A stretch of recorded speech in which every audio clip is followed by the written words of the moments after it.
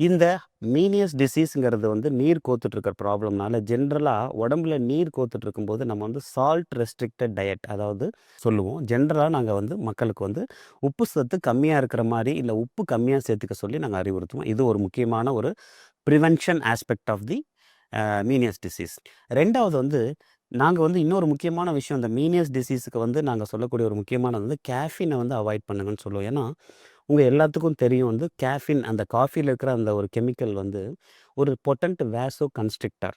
உங்களுக்கு இப்போ ஒரு முக்கியமான விஷயம் நான் சொல்ல வருது வந்து என்னென்னா, நம்ம ஏற்கனவே பார்த்தபடி மெனியஸ் டிசீஸ் இந்த ப்ராப்ளம் வந்து ஒரு இடியோபத்திக், அதாவது இந்த வியாதி ஏன் வருது அப்படிங்கிற அந்த ஒரு காரணம் வந்து மெஜாரிட்டி ஆஃப் த டிசீஸில் வந்து தெரியாது. ஸோ காசு என்ன அப்படின்னு தெரியாதப்போ, அதாவது அந்த வியாதியை ஏற்படுத்தக்கூடிய ஒரு முக்கியமான விஷயம் என்ன அப்படின்னு நமக்கு தெரியாதப்போ அந்த வியாதியில் வரக்கூடிய சிம்டம்ஸை மட்டும் நம்ம ட்ரீட் பண்ணுவோம். அதுக்கு பேர் தான் வந்து சிம்டமேட்டிக் ட்ரீட்மெண்ட் அப்படின்னு சொல்லுவோம்.